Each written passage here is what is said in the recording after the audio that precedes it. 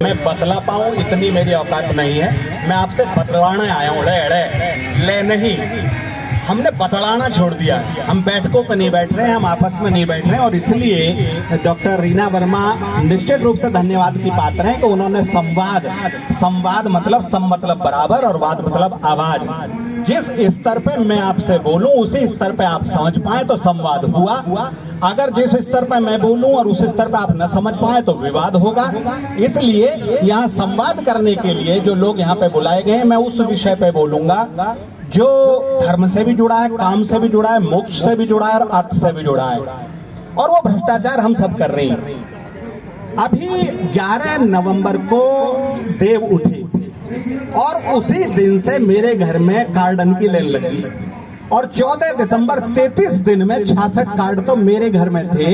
यानी 6 लाख की चिंता रहती है और उन 66 में से करीब 44 शादियों में मैं गया और एक में भी मुझे मजा नहीं आया, क्योंकि वहां पे पूर्ण रूप से भ्रष्टाचार किया जा रहा है।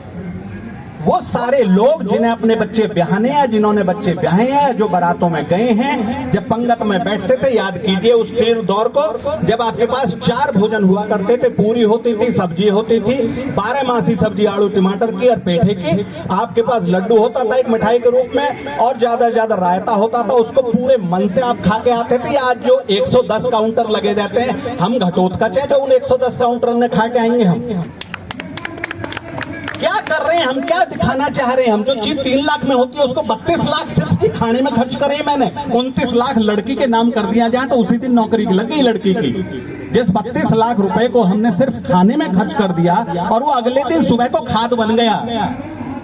या आपने कोई समाज में कोई चीज दी, आपने गाड़ी दी, आपने सोना दिया, वो 10 साल 20 साल 50 साल काम तो आएगा। लेकिन जो आपने 32 लाख सिर्फ गाड़ी में खर्च, खाने में खर्च कर दिए और अगले दिन वो खाद बन गया, तो उसको हमें सोचने की जरूरत है हमारे सारे समाज को कि हम यदि हमारे पुरखे जमीनों को बेच के नहीं गए क्योंकि वो उसको मां समझते थे, पर हमें मिल गए उनके काफी सारे मुआवजे, तो अब हम ये सोचने लगे कि हम करण हो गए, कवच कुंडल पहन के पैदा हुए, हम तो रईस है ही और इस रईसात को इस तरह से बिताएंगे। मैं एक बात कहूंगी आपको कि आप तो बहुत ही अच्छी ज्ञानवर्धक बातें कर रहे हैं, पर अभी जो विषय था ना वो हमारा एजुकेशन और करियर था, तो थोड़ा सा शिक्षा की तरफ ले जाइए। अब मैं उसी पे कहता हूँ मैम की बात से वो करते हुए कि जो बात हो रही है वो सारी क्वालिफिकेशन की हो रही है। एजुकेशन तो यही है जो मैं आपको कहने की कोशिश कर रहा हूँ। एजुकेटेड हमारी माँ है जो हाई स्कूल फेल है, लेकिन 20 आदमी आ जाते तो घर में खाना बना देते थे। आज MBA लड़के को बिना बताए आप ये पहुंच जाओ कि एक आदमी आया, इसको रोटी बनानी है, वो आपके ऊपर चढ़ जाए कि मुझे पहले ना फोन कर सके, मेरे बस की ना है, अब खाना बना जोमेटो से मंगवा लो, क्योंकि वो क्वालिफाइड है। MBA एजुकेशन ये है जो हमें संस्कार सिखाती है, और अगर हम संस्कारों से अलग जा रहे हैं तो फिर हम नहीं कर पाएंगे। कागज के टुकड़े हैं क्वालिफिकेशन। तो एजुकेटेड हमारा बाप था जिसने कोई डॉक्टर बना दिया, कोई इंजीनियर बना दिया, बेटियों के ब्याह कर दिए और उसके बावजूद भी उस पर कर्जा नहीं है। आज MBA इकोनॉमिक्स में करने के बाद आज EMI पूरी नहीं हो रही उससे, तो वो है क्वालिफिकेशन। अगर आप एजुकेशन की बात करते हैं तो एजुकेशन भारतीयता में है और भारतीयता पत्तल पे है। कल मैं चौधरी चरण सिंह का फोटो देख रहा था, नीचे बैठे हुए थे, पत्तल सामने थी, 4 कसूरे रखे हुए थे, उन्होंने सब्जी रखी हुई थी, पूरी खा रहे थे। भारत का प्रधानमंत्री जब जमीन पर बैठ के खा सकता है तो हम गोल्डन हाइट्स में 32 लाख रुपए एक रात के क्यों खर्च करें? सोचने की जरूरत है। और उन 32 लाखों में पेट नहीं भर रहा, उसके बावजूद भी लोग ये कहते चले आते हैं। मैं आपको सत्य घटना बता रहा हूँ। एक माँ गई और वो सारे उसमें हेरिटेज में शादी थी, हजारों आदमियों का वो तो वहां पे दावत लगी हुई थी, और उस शादी में उस माँ ने कहा पेठे को तीवण न दिख रहा कहीं भी। मैं बोला भैया तुम्हारे तो खाना पिट गो, माँ तो कहीं पेठे को तीवणी न दिखा। तात्पर्य कहने का क्या कि वो बुढ़िया तो आज भी उस सब्जी को ढूंढ रही है जिससे कल के दिन उसको डिहाइड्रेशन ना हो। पेठे की सब्जी, आलू टमाटर की सब्जी, ये सारी चीजों को जो हम करेंगे और दिखावे में नहीं जाएंगे। आज की डेट में अभी मैंने मेरे यहाँ पे क्षेत्र में, मैं 1 मिनट ले रहा हूँ लास्ट, क्योंकि ये मेरे दिल की बात है, निकट में है। जितना काला हूँ वो बाहर से हूँ, भीतर से ना हूँ तन्नक सा भी, तो इसलिए पूरे जो काले होते हैं ना बाहर से, दिल से बहुत अच्छे नहीं भतेरे भीतर जो काले नहीं जाना चाहिए। पर एनी हाउ, तो ये 1 मिनट में मैं ये कहना चाहता हूँ आप सबसे कि ज्यादातर वो लोग बैठे लॉ के बारे में क्या बताऊँ आपको, आप में से कौन LLB करेगा यहाँ पे? लॉ की शिक्षा करनी नहीं है बेटे को भी ज्यादा। जो यहाँ पे अगर आयु वर्ग ये होता कि 15 से 25 का होता तो निश्चित रूप से मैं आपको अपनी 14 डिग्रियों के बारे में बताता। अगर जीवित रूप से आपने किसी को सिंगल M में देखा होगा, डबल M में देखा होगा, ट्रिपल M में देखा होगा, बड़ा बड़ाई नहीं मार रहा हूँ, पर अगर अर्जित किया तो बता रहा हूँ मैं 14 पोस्ट ग्रेजुएट डिग्री है मेरे पास में, एमआईटी यूनिवर्सिटी में 14 पोस्ट ग्रेजुएट डिग्री। इसके नाम बता दें। अब डिग्री के नाम पे भी कहानी चलती है। मेरे पिताजी ने मुझे कभी मारा नहीं, हमेशा छेता। वो मारने से ऊपर की कला होती है, तो उनके छेतने के कारण गणित मुझ पे आता नहीं था, पर मैं बीएससी मैथमेटिक्स कर गया। 7 सितंबर 1991 को मेरे बीएससी का लास्ट पेपर खत्म हुआ और 20 सितंबर को मेरे हाथ में कॉल लेटर था, आपका भारतीय वायुसेना में चयन हो गया है। 1 भी दिन बेरोजगार नहीं रहा। 91 में एयरफोर्स में गया, एयरफोर्स में मद्रास गया, मद्रास में अंग्रेजी नहीं आती थी, तो सबसे पहली डिग्री एमए इंग्लिश करी, क्योंकि एमए इंग्लिश की किताब तो हिंदी में मिलेंगी नहीं, तो थोड़ी अंग्रेजी ठीक आ गई। मंचों से ठीक ठाक बोलता, किसी ने कहा हिंदी में कुछ कर रखा क्या, आपकी हिंदी अच्छी है, तो मैंने एमए हिंदी कर ली। मेरे बेटे ने दिल्ली यूनिवर्सिटी से पॉलिटिकल साइंस में टॉप किया अपना कॉलेज, कूदा डोल रहा था, हम उसके बाप से हमने एमए पॉलिटिकल साइंस कर ली और उससे ज्यादा नंबर लाए। मेरी बहन एमएमएच कॉलेज की वाइस प्रिंसिपल है डॉक्टर नीलकमल शर्मा, वो आईएएस की तैयारी कर रही थी। एक सब्जेक्ट उसका पॉलिटिकल साइंस था, दूसरा सोशियोलॉजी, दूसरा कुछ लेना चाह रही थी। उसने कहा भैया दूसरा सब्जेक्ट कोई अच्छा सा बता दो। मैंने कहा सोशियोलॉजी, ठीक है, बोला तो यहाँ मेरी गर्ल पढ़ ले। मैंने उसके साथ एमए सोशियोलॉजी कर ली। मेरा भाई मुझे रजत शर्मा की तरह टीवी के पीछे देखना चाहता था, दीपक शर्मा भी टीवी के पीछे जाना चाहिए। मैंने एमए जर्नलिज्म और मास कम्युनिकेशन कर ली। सीक्रेट ये रिवील हुआ कि गुजर रही है शर्मा जी बैठे।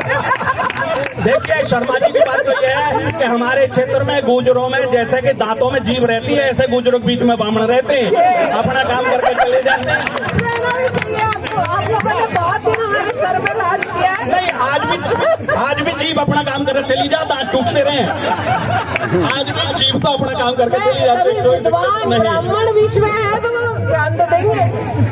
तो उस तरह से अभी 14 हुई नहीं थी, 7-8 में हमने रोक दिया, पर बाकी उस तरह से करते हुए मैं हर वो चीज करता चला गया, क्योंकि मुझे ये पता था कि पिताजी ये कहते थे और आपके लिए कहते थे, मतलब व्यक्तिगत रूप से इसे अन्यथा ना लिया जाए। जब हम इस इलाके में रहते हैं तो आप किसान रहे, जमीन रही है आपके पास में, और ब्राह्मण के लिए तो 100 साल पुरानी भी किताब उठा के देखो, उसमें लिखेगा एक गरीब ब्राह्मण था और हम वही थे, इसलिए कह रहा हूँ कि आज नहीं है भगवान की दया से। तो आपको तो 10% आप और 10% ही आपको मिल गया रिजर्वेशन, और उसमें 1 मिनट नहीं। देखिए आगे तर्क का विषय है, हमें रिजर्वेशन की ना कल आवश्यकता थी ना आज आवश्यकता है।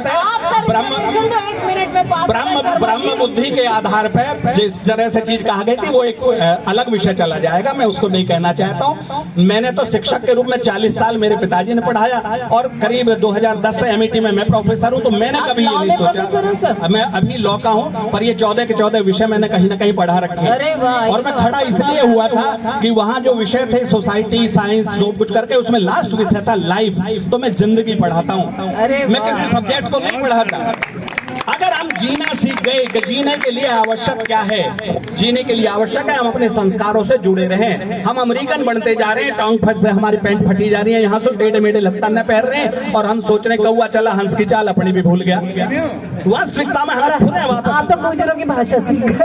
अरे बेबी अभी तो मैं अब देखिए, अभी आप शादियों में जाते थे तो शादियों में शादी पहले घर में होती थी और लड़के विदा होते समय पे चावल पीछे को फेंकती थी कि मेरे बाप के घर में समृद्धि रहे। आज चावल गोल्डन हेरिटेज में फेंके जा रहे हैं, तो वहां तो समृद्धि आ रही है और बात का मामला खत्म हो रहा। कहीं कोई गाना सुनने को नहीं मिल रहा, लाडो चाल पड़ी मेरे डब डब भरी आई नैन, क्योंकि लाडो भी खुश है और काई का कुछ हो नहीं रहा। कोई गाली सुनने को नहीं मिल रही, गट्टा ऊपर गट्टा साढ़े अब तो दूरे साढ़े राम राम रे कभी फिर मिले। इन गालियों में कितना प्रेम था, आनंद था, उस आनंद को हम वंचित होकर हम खुश हुए जा रहे, टेढ़े मेढ़े हुए जा रहे हैं। देखने को मिलेगा कल्चर से भरा पड़ा है ये मेला।